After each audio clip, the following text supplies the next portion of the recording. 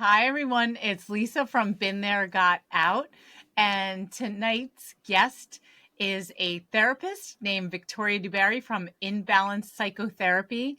And she knows a lot about love and relationships and sees different aged clients. But before I continue talking for her, Victoria, why don't you just introduce yourself and talk a little bit about what you do and then what makes you so good at your job? Of course. So thank you so much for having me, Lisa. Very happy to be here. Hello, everyone. My name is Victoria. I am a mental health therapist and a licensed clinical alcohol and drug counselor. I've been in the field for around almost 10 years now, but I actually became licensed almost 6 years ago. So, in those last 10 years, I've been doing in-home therapy, seeing people that way. I've worked in many different substance abuse clinics and centers. And the last few years, I've been working in private practice, and I have my own practice now. And I say fifth graders and up. I am virtual. And I see clients in different states like New Jersey, Florida, South Carolina, and Vermont. So I see fifth graders and up, so around 10 or 11, teens and adults as well. And it ranges from, people struggling with anxiety, OCD, ADHD, substance use, relationship issues. So, dating, going through a divorce or a really tough breakup. And in a few months, I'll be also seeing couples. So that's kind of a little bit about what I've been doing. Your other question, which I love, what makes me good at my job? I love this question. So how I like to answer is what makes me good at my job is a few things. The first one, having empathy. And I love to see my clients succeed. I really find joy in that. And the second thing is I bring my personality to a session. I am not just that like therapist robot that's just going to sit there and be like, oh, how are you feeling? Tell me about that. Like, yes, of course I want to know that, but I'm a human too. And I think that's why my clients and I have such great connections because I laugh with them. I really value what they say to me and I love feedback and I celebrate wins with them. And we just have such a great connection and it just feels really natural. And I think that's what makes my job so enjoyable and what makes me good at it. I just thought of something as you were talking, how important it is for people to establish a rapport and to Yes. establish trust. And you know that you are talking to an audience of people who generally are dealing with very high conflict relationships, whether they're Mm-hmm. going through divorce or separations or custody battles, and especially after it's done and they're in the aftermath of still trying to parent with a really difficult person. So Mm-hmm. often trust has been betrayed in these situations. So, how does somebody in a situation like that establish a rapport with someone like you? Because, Mm-hmm. like what you said, it's not like someone can just come in and you say, "Oh, tell me your problems." Like, why would I want to talk to anybody? How do you go Mm-hmm. about doing that?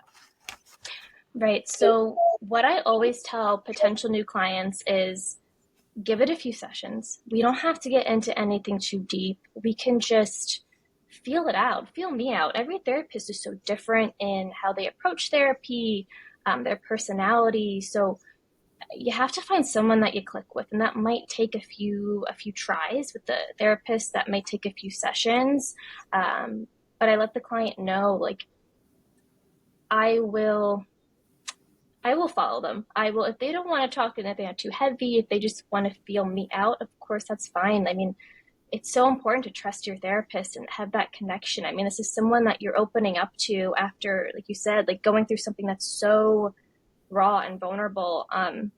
The connection has to be there. And that takes time. That takes time for sure. And I always say to my new clients, after 3 or 4 sessions, I check back in with them. I'm like, hey, what's working? What's not working?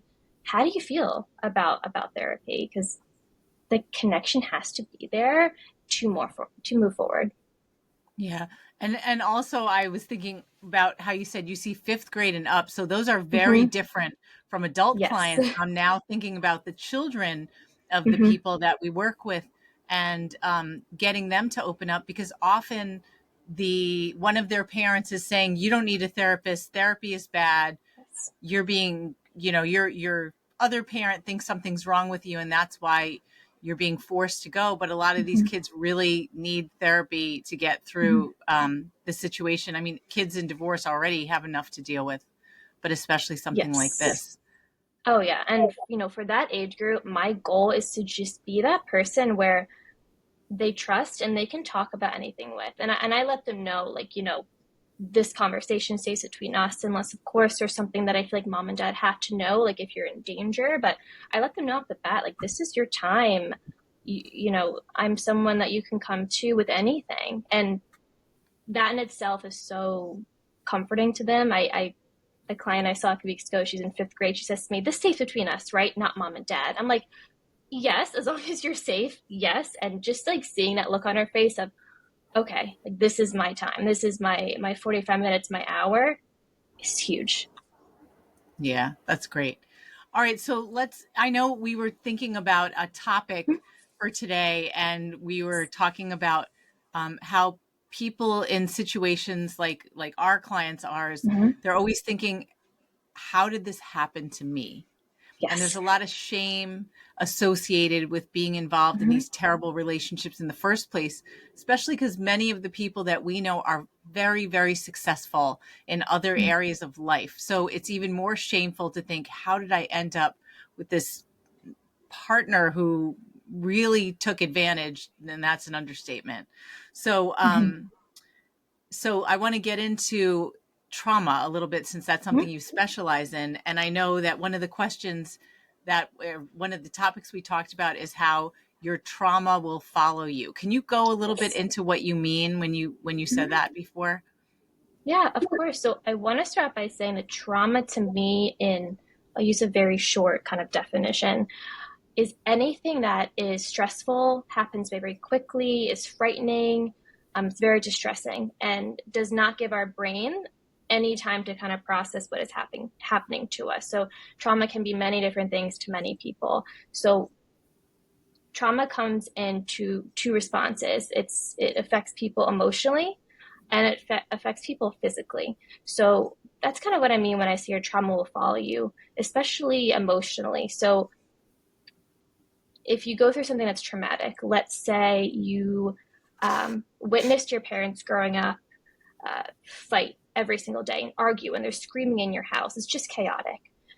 That childhood trauma will follow you until when you're an adult and you're in relationships and you're kind of learning, wait a second, what do I want in a relationship? Why aren't my relationships maybe working? Because all you saw maybe as a child are your caretakers, really maybe give not the healthiest example of what love or what a relationship is. So again, when I say your trauma follows you, it's maybe, things in your past, things that you've been through, and that affecting you in the present day. Yeah, I mean, is it possible, since that we carry that with us, how do you Mm-hmm. how do you get better? Oh, Big question, right? a big Seems question. to be. Yeah, I'm so mmany parts to it. So, Yeah. step one, find a therapist that you trust and see what comes up. Because, like, again, it emotionally and physically, someone could have such different responses to trauma. So emotionally, it could look like insomnia, nightmares, maybe using drugs and alcohol to cope, right? Then, emotionally too, this could look like having trouble communicating how you feel, um, self-sabotage, not letting people in, having trust issues. So I think just acknowledging those things and working with a professional, a therapist that you trust and you can talk about those things with, I mean, that's huge right there. We can't work on something unless we acknowledge it. And I think so that would be step one, right? Is also acknowledging what you've been through and maybe how it's affected you.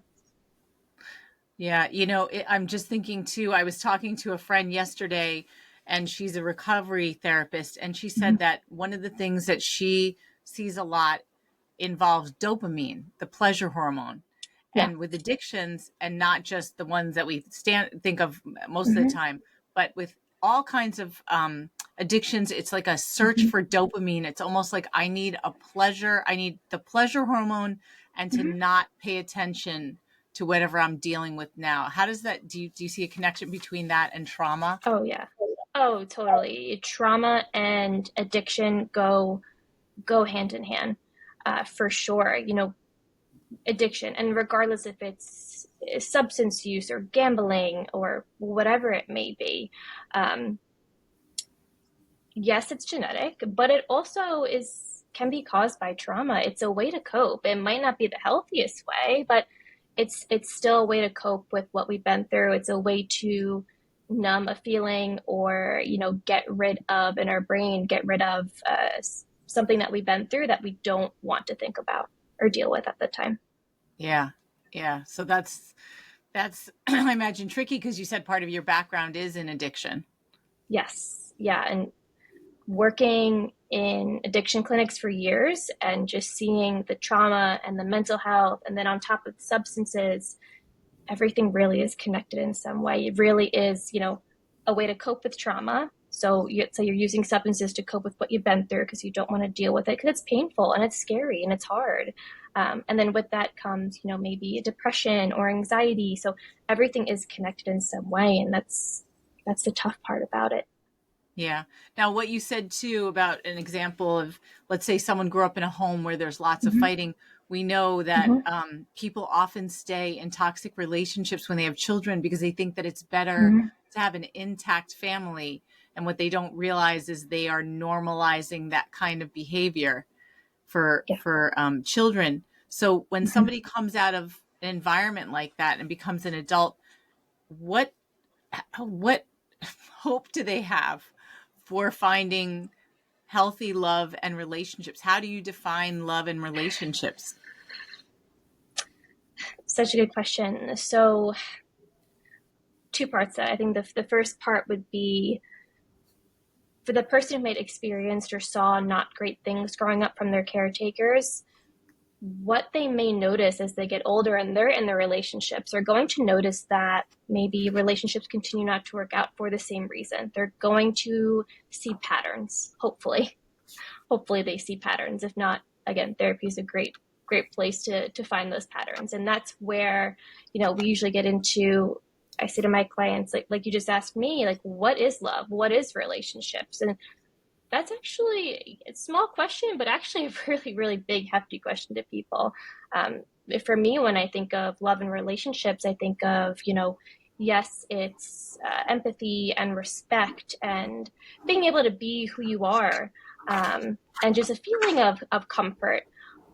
But at the same time, relationships is also an acknowledgement of, okay, um, how can maybe I be a better person, or how can we be better people together? Like how can we grow together? Do we bring out the best in each other? Do we want to? How can we help each other grow? So I think love can be so many things, right? Like love is an emotion, yes, and some people would say it's a way of acting, but a relationship is basically a commitment to how involved you're going to be in someone's life. So a relationship combined with love, that could be a pretty great thing depending on your view and what you've been through. Yeah. So when, I feel like pop culture and social media has a lot of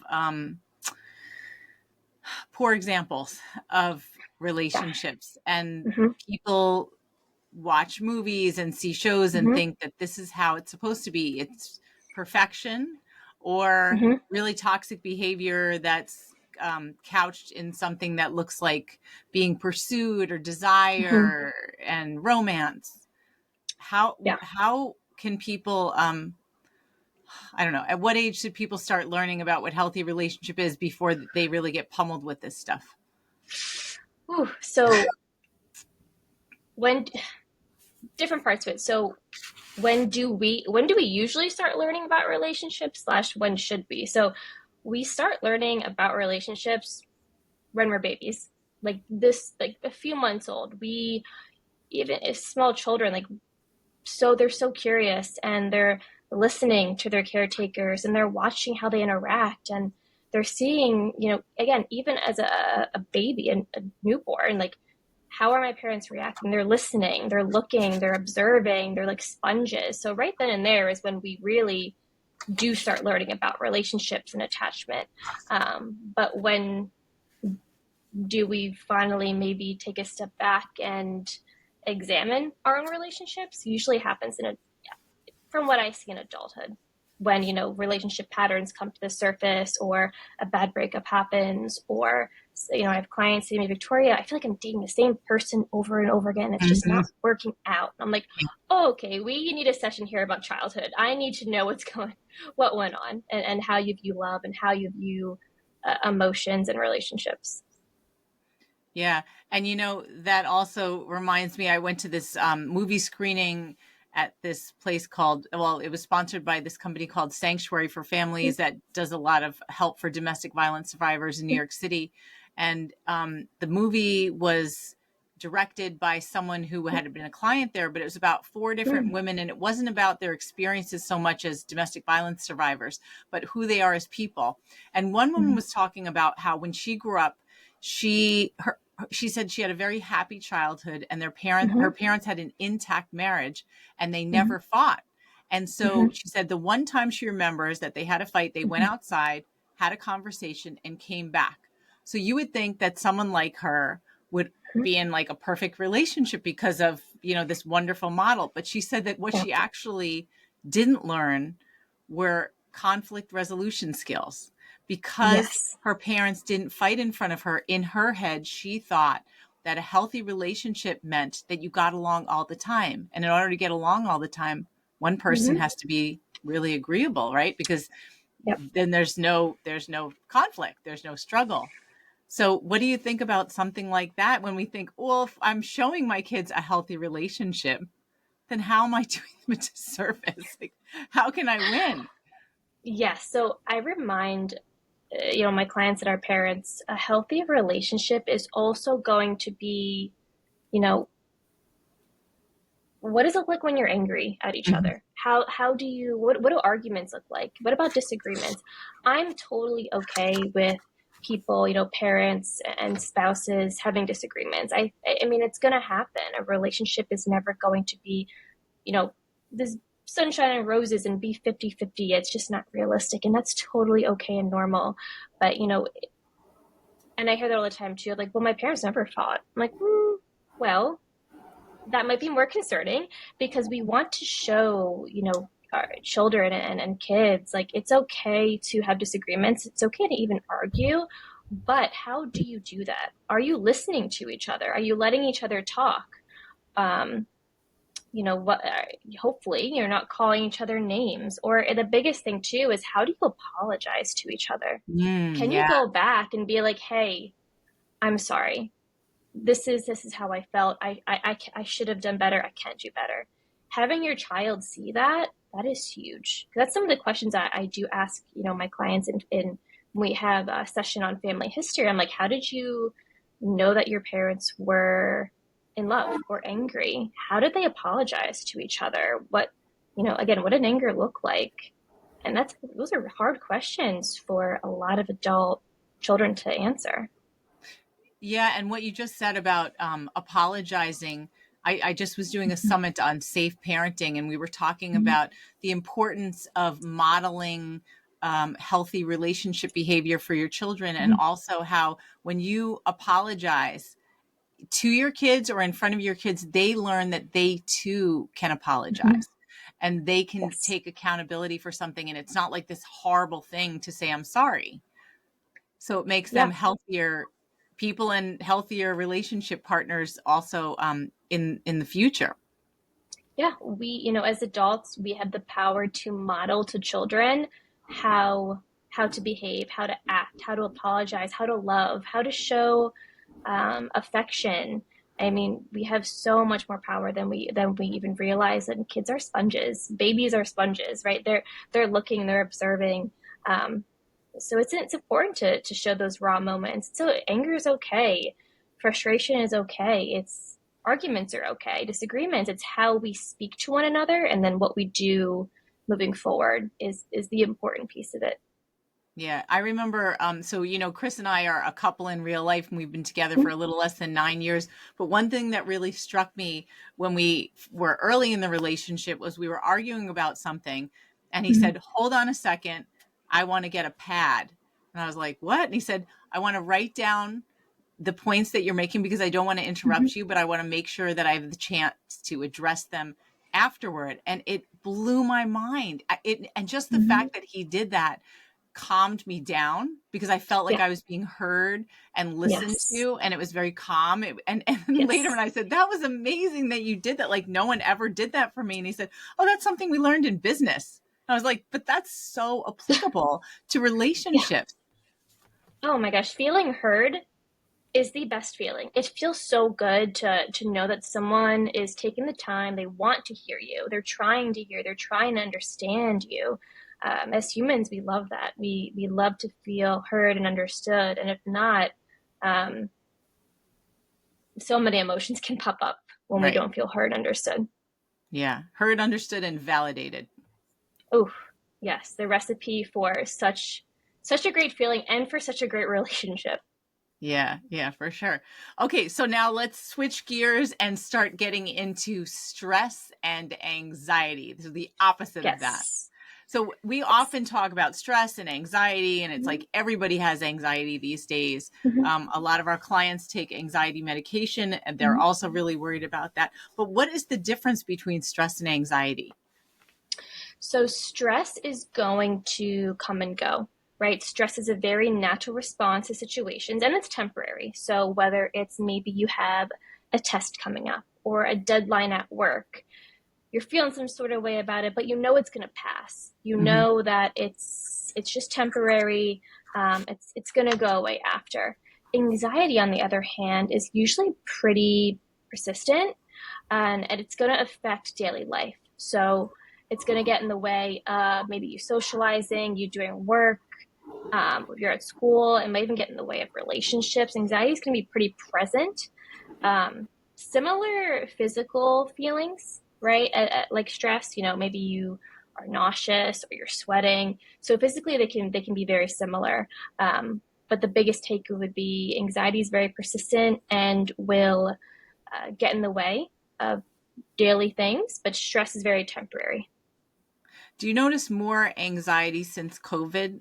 Everybody keeps talking about how COVID really affected the world, and Mm-hmm. it seems like many people have social anxiety because they were so isolated and they just feel like it's harder to interact.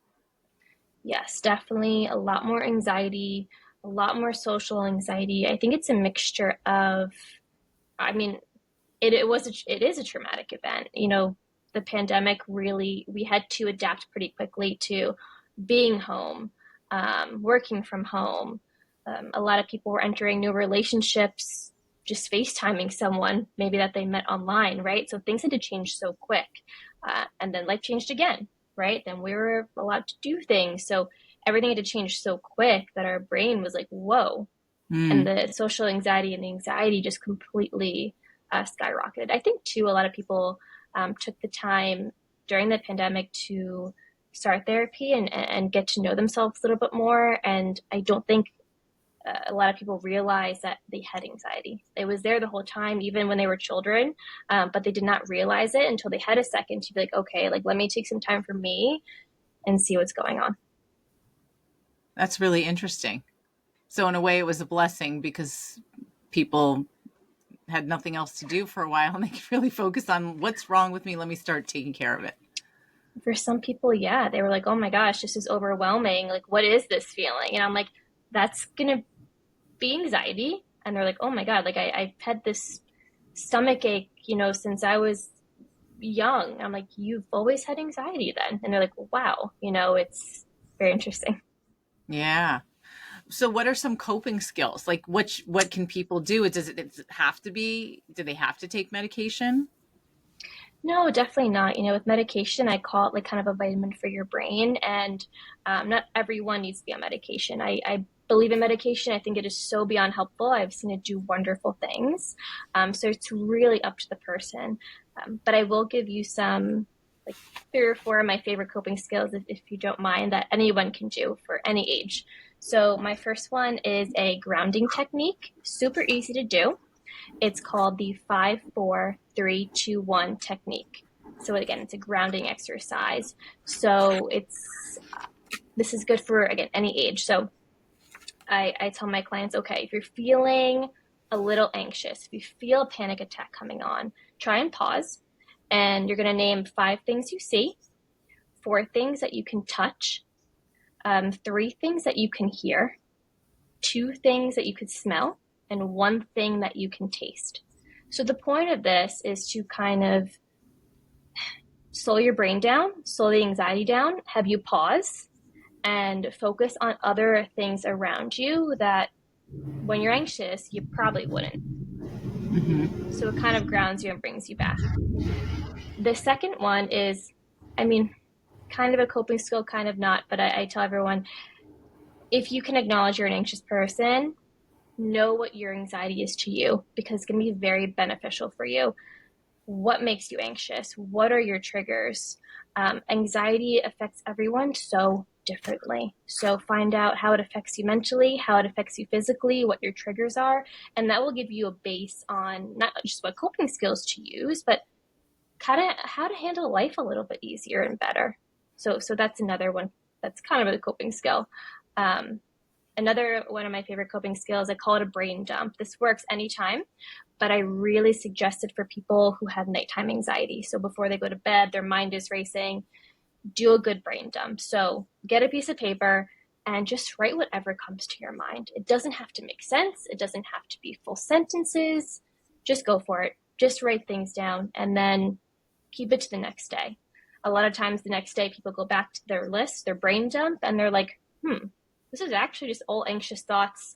I really don't have to do anything with this list. Or some people are like, oh, okay, so I got my thoughts down. They're not going anywhere. So let me try and organize it. So it I can go love either way. I love that one in particular resonates with me because I've journaled since I was 12 Mm-hmm. years old. And Oh, often in the wow. middle of the night when I can't sleep, especially as all these years of court and like Mm-hmm. catastrophizing, I feel like it's almost like emotional nausea that I need to like throw up Yes. on paper and get it out of my head. And once I get it out of my head, Mm-hmm. I feel better because it's not like Yeah. swirling around. Yep. That mental clutter is on paper. It's a great way to untangle your mind and try and shut it down, calm it down, and be like, okay, let me save this for another time. Maybe not right before bed when I'm trying to fall asleep. And two, having so many things in our brain so overwhelming, but knowing it's on paper and it's not going anywhere, we're not going to forget it, is really comforting, more than we realize. Yeah. And I will say, one more too, more so with panic attacks. For anyone who struggles with panic attacks, I feel you. They're so not fun. Um, my 2 go-to things: keep something sour with you. So whether it's like a lemon or sour candy, um, and if you can have like a Stanley cup or something, hydro flask, whatever it is that keeps ice and water very, very cold for a long time, amazing. If you feel a panic attack coming on, hold an ice cube, drink some very cold water, focus on that sensation. And same thing with sour candy or lemon. We want to kind of shock our senses and focus on whatever that feeling, or that texture, whatever that may be, to kind of ground ourselves. So it's similar to the 5-4-3-2-1 grounding technique, but it's going to shock us a little bit more, especially when we're in that panic state. We're going to need that. That's so interesting that you said that because a friend of mine and I had breakfast a couple of weeks ago, and she said, "Do you know the thing about the sour lemon candy?" And she said, "You should make sure that you recommend that to people, especially as they're dealing with a court situation or they're really, really panicky." And it's perfect. So Yes. it's almost like your brain can't focus on that horrible, strong taste Yeah. and the stuff you're worried about. Yep. It brings you back, All brings you, right, grounds great. you. So those of you going to court, put a sour candy in your pocket. Yes. Sour Patch Kids. Noted. Yeah, yeah. Those are great, and those are so simple, and it's important, I think, to know that there are the things that we can control, like all the Yes. chaos around us and the stress. That this is something that we can do to just calm Mhm. ourselves down for a few minutes to get through a difficult period. So thank Absolutely. you. That's Yeah. really helpful. Okay, another one that we had talked about was these triggers. And my Mhm. friend that I stayed with over the weekend said that he doesn't like to use the word trigger. He uses the word activate. But I like that. I yeah, like that. I would agree. Yeah. yeah. So he said, so you can you talk about some of the warning signs that Mhm. that we are like getting activated or defensive or triggered? Like, how do we know when it's coming on? I imagine it's not the same as a panic attack. No, so, it's gonna look different for everyone. So in terms of maybe getting defensive, I believe you just mentioned that. So if we're being if we feel a trigger coming on, which to me, a trigger, definitely overused word, but I like to define it as, emotions, people, places, or things. So it could, again, gonna look different for everyone. But in terms of being defensive, um, if you're triggered, you're going to most likely shut down. Maybe you might give the silent treatment. Maybe you are just going to completely stop listening to that person or anything in general. Um, Maybe you're going into blame mode, right? Like you're blaming the other person for something they did a while back. Maybe you're being critical. There could be so many things that pops up for someone who is triggered and becomes defensive. That's interesting because I, I met a woman recently and we got together last night, and she was saying that when she first met me and I said what I did for my job, that she felt triggered. She said, I felt like, oh no, this woman, like high conflict divorce, I went through something like this. I don't think I want to talk to her. And then she recognized that, we haven't gotten into it too much, but we talked about approaching something with curiosity. So she, Yes. because she knows what she's doing, she was like, okay, let me try to stay curious and move through Yeah. this. And then then she realized, like, I'm going to keep listening. And now it's like, oh, actually, this is pretty interesting. And then we became friends. I felt so bad that my career triggered her, but she said it was really interesting how she recognized just that word was like, oh no, I've been through this. I don't even want to talk about it or to go there again.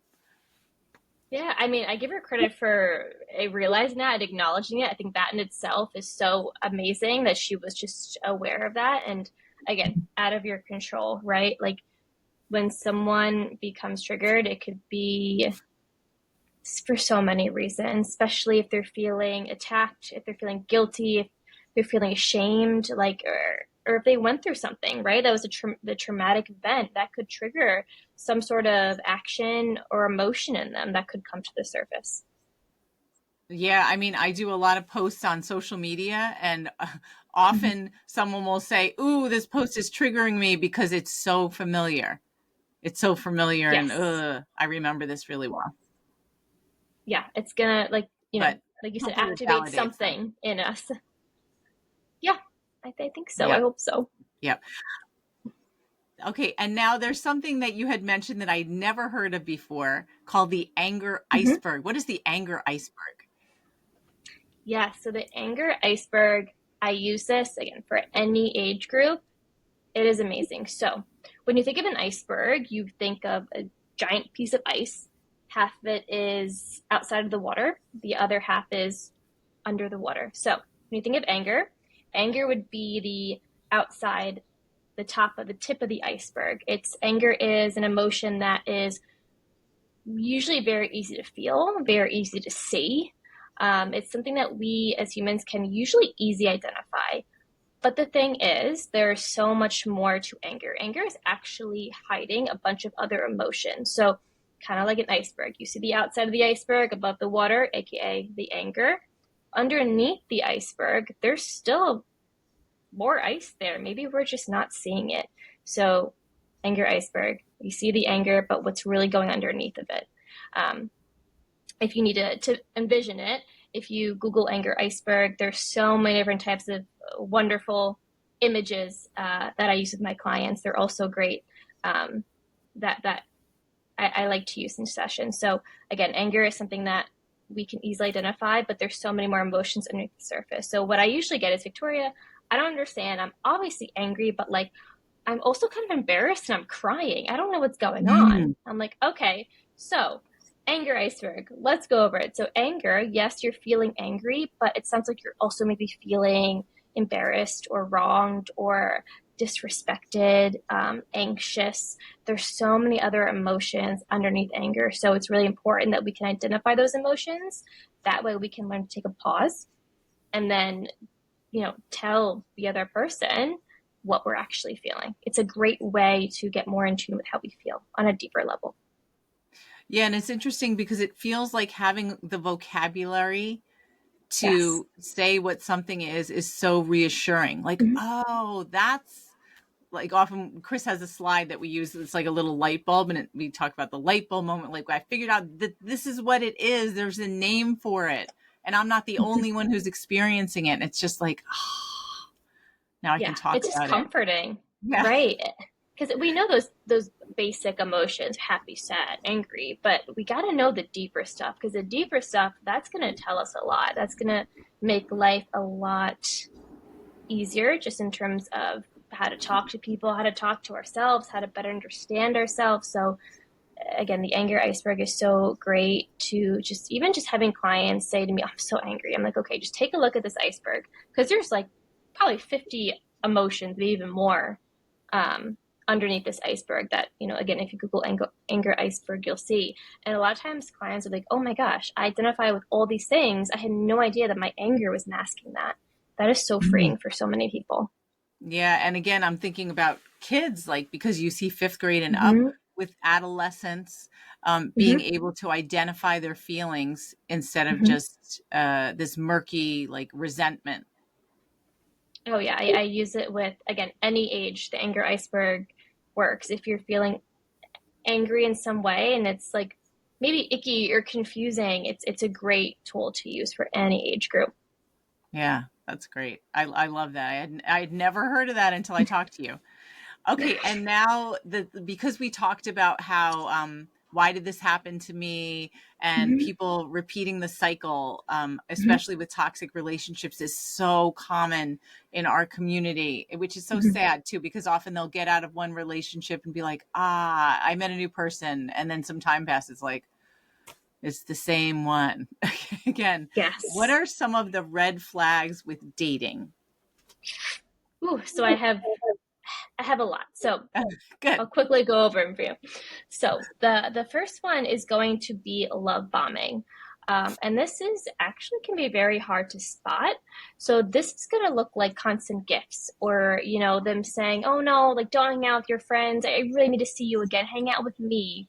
A lot of I love yous very quickly, like wanting to spend again a lot of time with them. It's a rush of love and things in a very quick matter of time. So that's the first one to watch out for.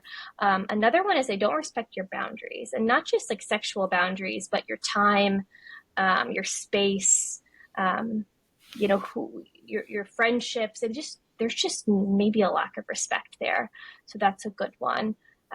Another one that I always hear when they say, "Oh, every single one of my exes, they're just crazy." Oh, yeah. I'm like Big in our community. that the big red flag. It Bitter, bitter, and Yes. crazy.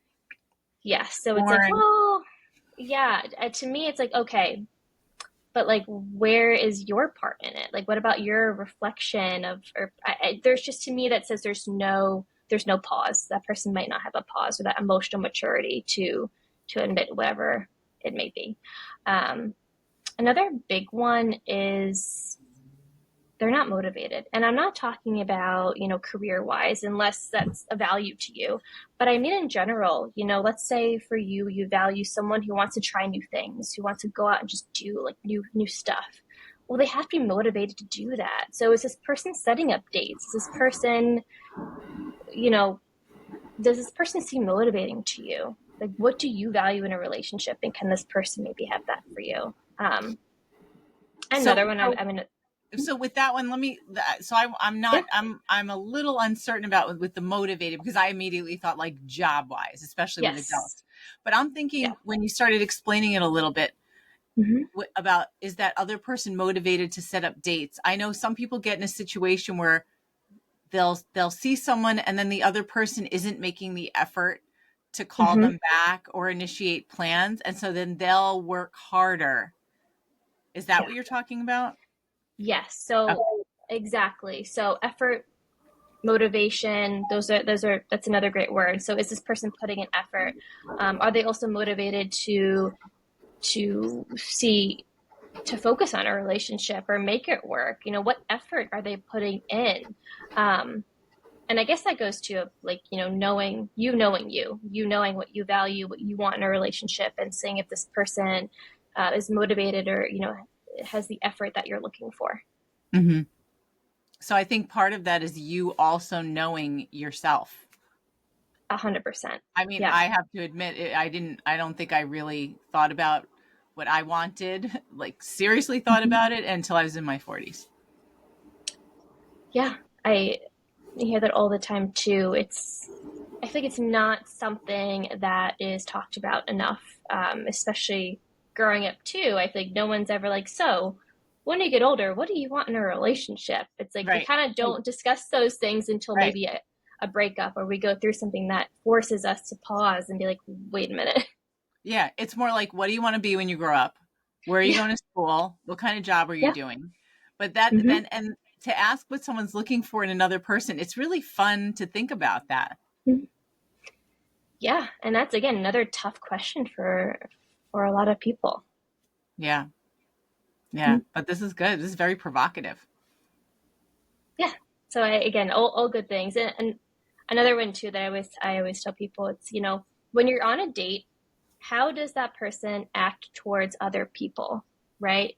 Strangers, maybe people in like the service industry. If you're at a restaurant, like how are they kind? Are they respectful? Like how does this person act in public? That's also going to be very telling of a red or a green flag.